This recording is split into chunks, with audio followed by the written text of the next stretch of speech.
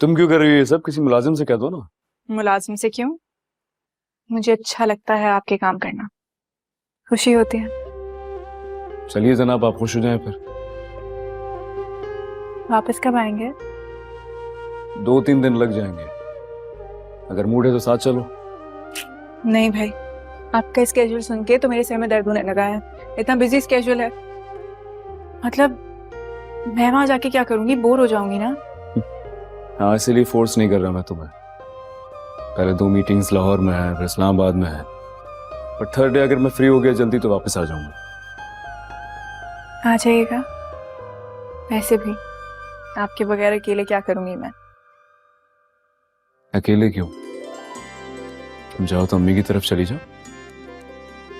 हाँ, ये आइडिया अच्छा है। बहुत अरसा हुआ मैं उनके पास रात रुकी भी नहीं। बट वहां जाके तो तुम मुझे भूल ही जाओगी।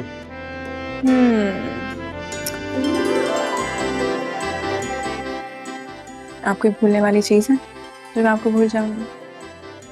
आप देखिएगा, मैं आपको इतनी कॉल्स, इतने मैसेजेस करूंगी कि आप मीटिंग्स के बीच में परेशान हो जाएंगे। मुझे मिस करोगी? थोड़ा थोड़ा। बस थोड़ा थोड़ा?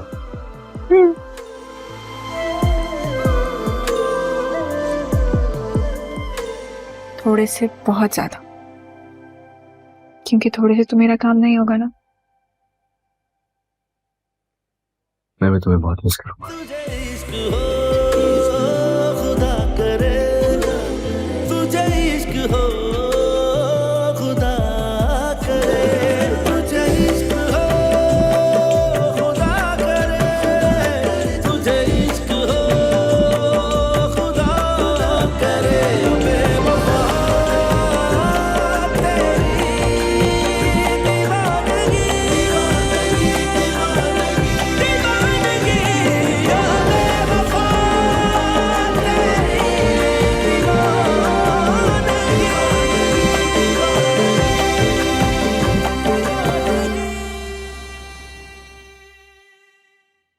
Thank you.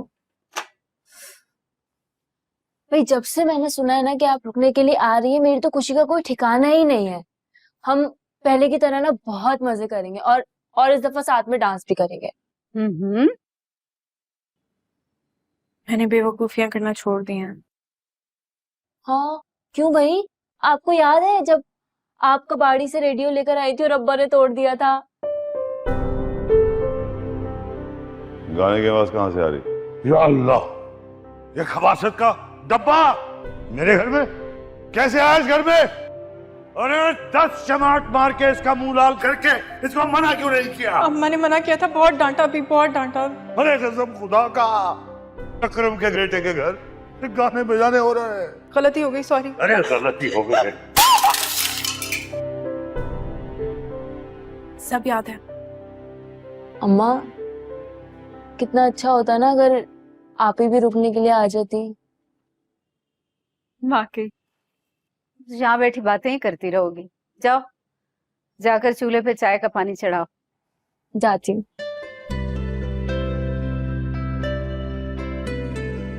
आप इसे बार बार भेज देती हैं, बोलती भी तो इतना ही है। हाँ, बहुत बोलती है। बेटे चाह तो मैं भी रही थी कि फिजा कुछ दिन के लिए यहाँ आ जाती, रुकती, आराम करती। उसे आराम की जरूरत है ना। उसके ससुराल वाले उसका बिल्कुल ख्याल नहीं करते। क्यों? क्या हुआ फिजा को?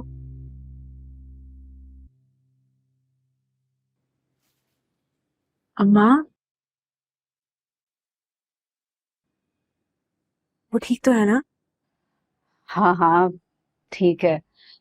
खैर से तुम खाला बनने वाली है और मैं नानी।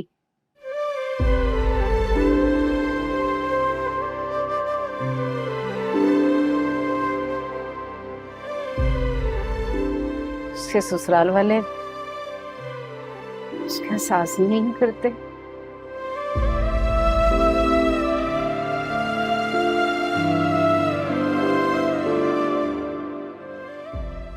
पता नहीं उसने किसी को बताया भी है कि नहीं।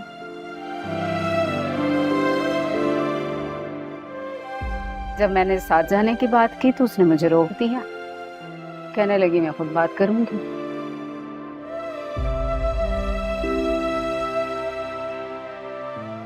उसके बाद उसका यहाँ आना ही नहीं हुआ।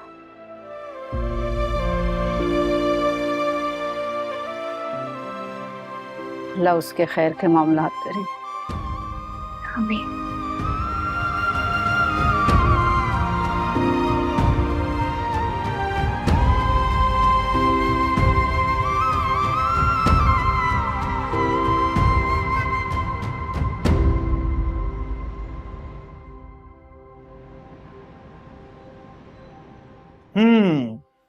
वैसे मुझे इस बात का अंदाजा था कि जैसे ही गजनवी इस शहर से जाएगा तो तुम्हें मेरी याद आएगी। गजनवी और तुम दोनों की कोई बराबरी नहीं है। कभी सोचना भी मत।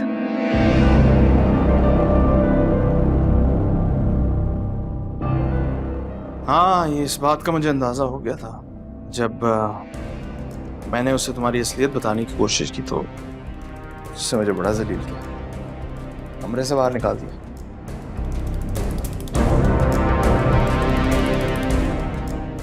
फिर तो तुम्हें इस बात का बहुत अच्छी तरीके से अंदाजा हो गया होगा कि तुम्हारा मकसद यहाँ पूरा नहीं होने वाला।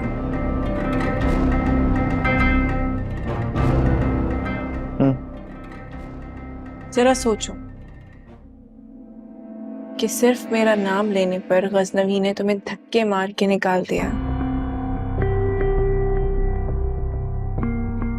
अगर उन्हें ये पता चला कि तुम्हारी हकीकत क्या है तो वो तुम्हारा क्या हशर करेंगे? तुमने मुझे यहाँ धमकी देने के लिए बुलाया है। तुम्हें सिर्फ ये बताने के लिए कि अपना रवैया फिजा के साथ ठीक कर लो।